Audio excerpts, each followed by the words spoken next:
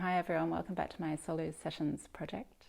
And this is actually number 17, I can't believe it. And throughout the project I've worked with a lot of composers who I already knew I'd worked with in the past or I was working with when the lockdown happened. But also I've come to know a few people who have started to write me music because of the project.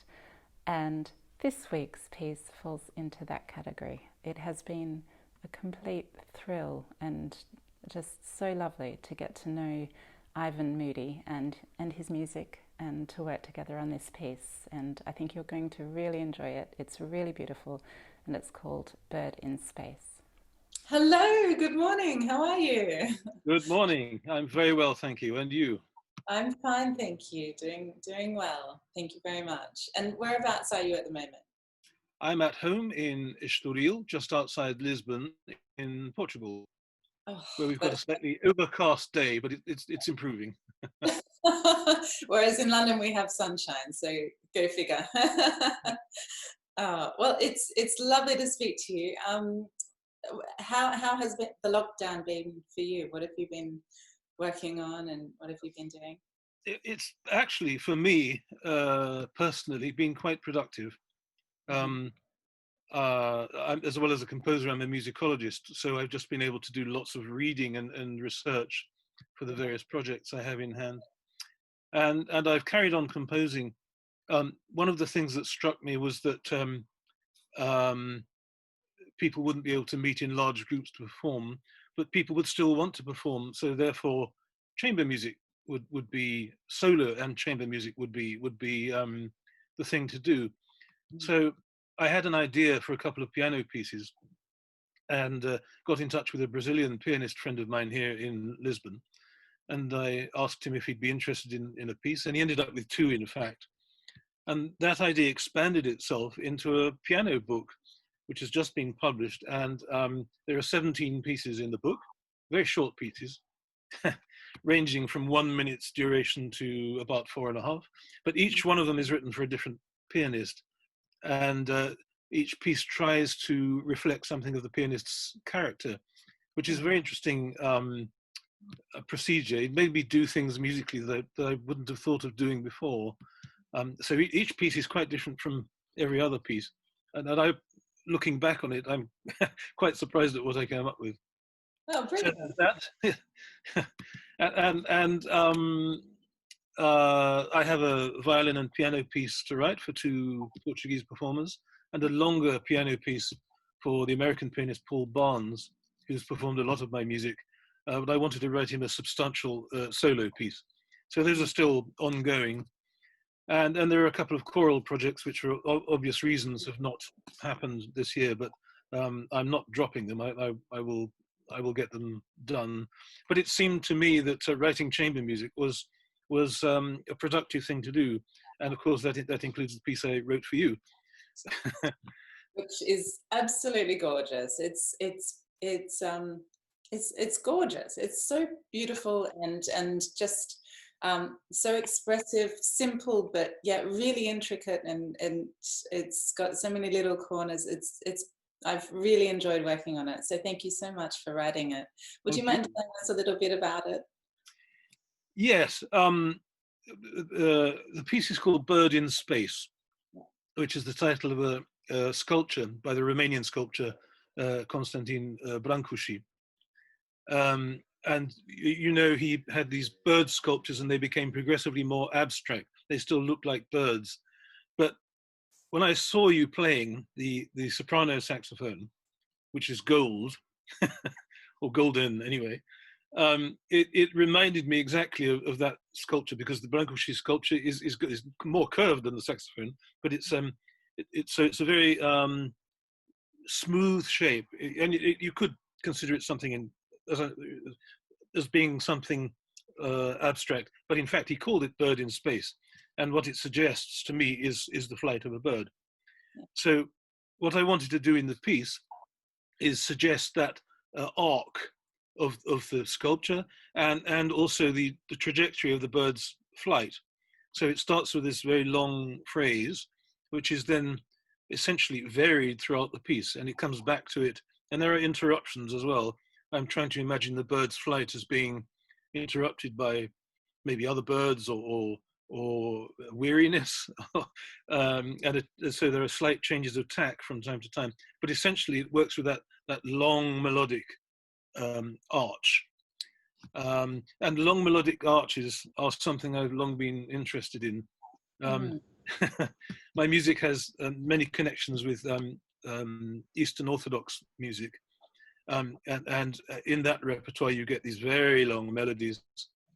It's not like Indian ragas, not of that order, but there's a real sense of lengthy melodic construction. So that's something that's always intrigued me, even when there is harmony, which of course there isn't in this case. Yes, but it feels like there is. Thank you for saying that. It's the melody should imply the harmony. So when I always start from the melody. In fact, when I'm writing, and I try to construct the harmony from the melody. It's not a melody with accompaniment. The harmony is a kind of natural elaboration of the melodic curve. Yeah, and it feels just so clever how you've managed to have such, long phrases and quite long notes, and yet there are all these little flutterings of shorter notes within that as well. Well, one of the other things that interests me is so yes, the little grace notes that decorate the longer notes.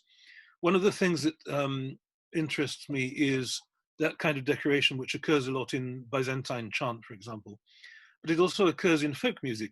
If you think of Scottish folk music, for example, and quite a few years ago now, I began to experiment with heterophony, so that you had the same melody played in slightly different ways at the same time by a group of instruments. It's much more difficult to do with voices, I may say, but instruments are easier. And so I worked out a technique of every time the melody would be repeated, it became more decorated.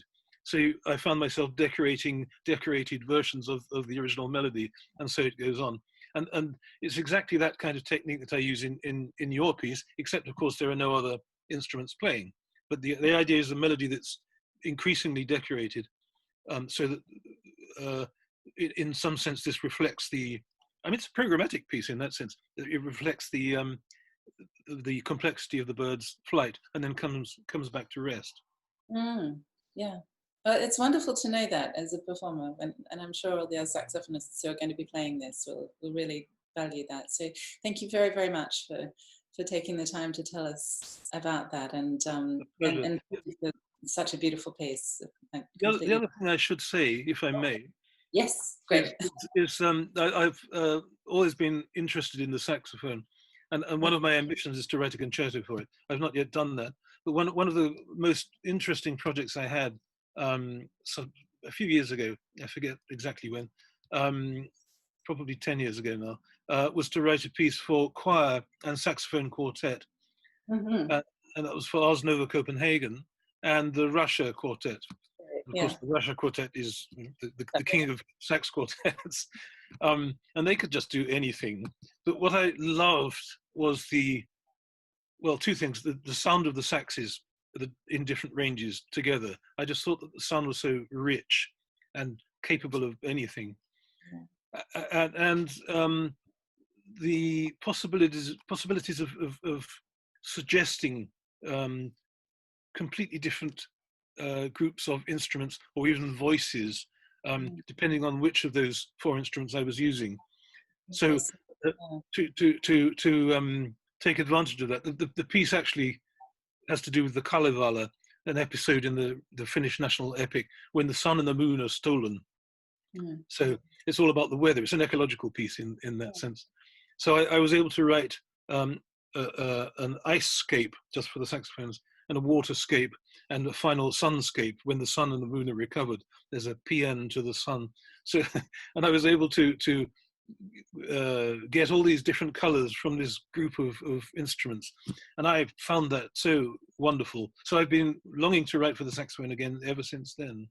I'm glad you find that, because it's something that I often think about when I'm playing with especially string orchestra. It's funny how the sound of, especially I think the soprano saxophone in some ways, kind of taps into different string sounds. Yeah. It's a really nice sound. It's almost like an imitative instrument in a good sense, isn't it? Yeah, yeah, it can sound like a number of different things. And of course, there are so many sounds that are available to be made on the saxophone as well. We all sound really different from one another, which is Yeah. great. Yeah, that's another interesting thing, because I was thinking about that when writing the piece for you, that your sound is very, I mean, I can't describe it, but your sound is very specific to you. And that's, that's a very good point, because if I'd written a piece for somebody else, it probably would have been quite different. So again, that connects back to the piano book idea of writing pieces that reflect the character of the performer. And I, as a composer, find this enormously valuable, because it means if you're writing for a specific person, of course, it's always much better than writing for somebody you don't know, or who's playing you don't know. I mean, we didn't know each other before, but I knew you're playing and heard your sound. And when you haven't done that, it's almost as though you're writing in the void. There's nothing to latch onto. So I think that's a very important aspect of writing for a particular person. Well, thank you so much. I'm honored, really, and I can't wait to share it with everybody. So Thank you. you.